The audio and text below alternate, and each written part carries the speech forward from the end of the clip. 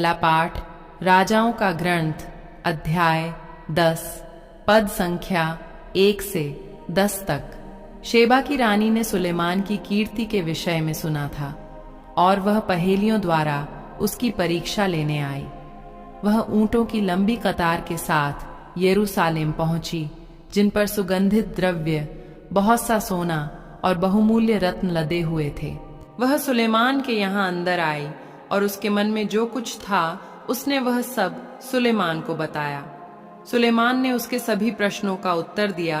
उनमें एक भी ऐसा नहीं निकला जिसका सुलेमान संतोषजनक उत्तर नहीं दे सका। जब शेबा की रानी ने सुलेमान की समस्त प्रज्ञा, उसके द्वारा निर्मित भवन, उसकी मेज के भोजन, उसके साथ खाने वाले दरबारियों, उसके सेवकों की परिचर्या और परिधान, उसके मदिरा पिलाने वालों और प्रभु के मंदिर में उसके द्वारा चढ़ाई हुई होम बलियों को देखा तो उसके होश उड़ गए। और उसने राजा से यह कहा, मैंने अपने देश में आपके और आपकी प्रज्ञा के विषय में जो चर्चा सुनी थी वह सच है। जब तक मैंने आकर अपनी आंखों से नहीं देखा तब तक मुझे उस पर विश्वास नहीं था। सच पूछिए तो मुझे आधा भी नहीं बताया गया था। मैंने जो चर्चा सुनी थी उसकी अपेक्षा आपकी प्रज्ञा और आपका वैभव कहीं अधिक श्रेष्ठ है। धन्य है आपकी प्रजा और धन्य है आपके सेवक जो आपके सामने उपस्थित रहकर आपकी विवेकपूर्ण बातें सुनते रहते हैं। धन्य है प्रभु आपका ईश्वर, जिसने आप पर प्रसन्न होकर आपको इज़राइल के सिंहासन पर बैठाया।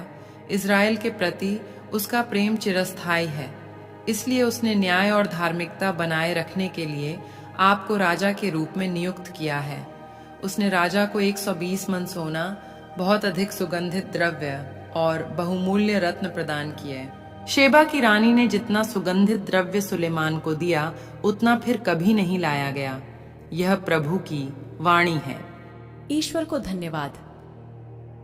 सुसमाचार मार्कुस अध्याय 7 पद संख्या 14 से 23 तक। ईसा ने बाद में लोगों को फिर अपने पास बुलाया और कहा, तुम लोग सबके सब मेरी बात सुनो और समझो।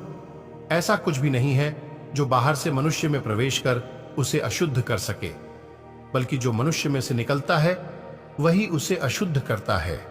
जिसके सुनने के कान हो वह सुन ले।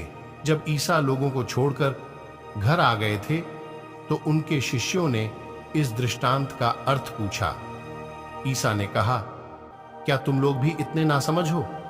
क्या तुम यह नहीं समझते कि जो कुछ बाहर से मनुष्य में प्रवेश करता है वह उसे अशुद्ध नहीं कर सकता, क्योंकि वह तो उसके मन में नहीं बल्कि उसके पेट में चला जाता है और शौच घर में निकलता है। इस तरह वह सब खाद्य पदार्थ शुद्ध ठहराते थे। ईसा ने फिर कहा, जो मनुष्य में से निकलता है वही उसे अशुद्ध करता है, क्योंकि बुरे विचार भीतर से अर्थात मनुष्य के मन से निकलते हैं।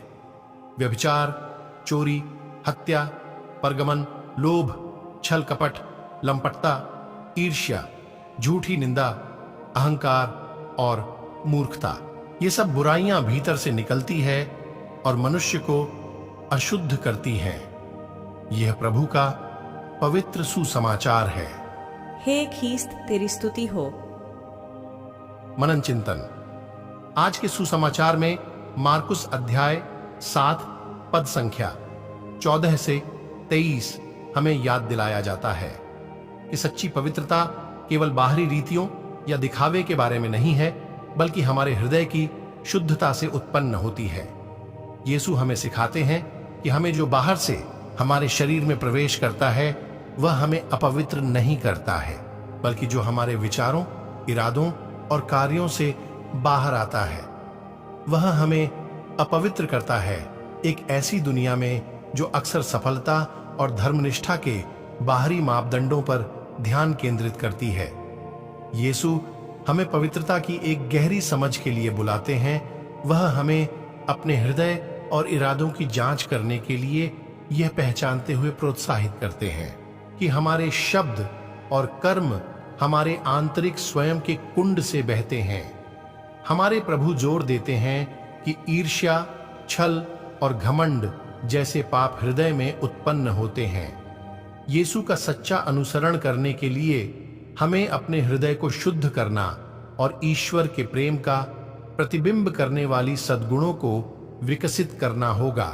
परंपराओं का पालन करना काफी नहीं है, हमें वास्तविक रूप से मसीही जीवन जीना होगा, जो ईश्वर और हमारे पड़ोसियों से प्रेम करने के आदेश से प्रेरित हो।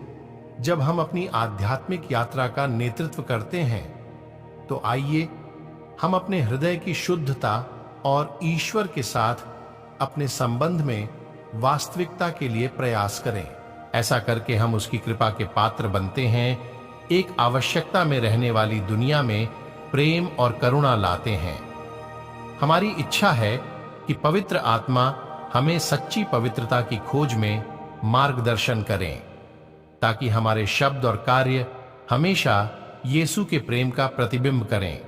मेरे प्यारे विश्वासी भाई बहनों, आइए तब हम आज के वचन पर मनन चिंतन करें।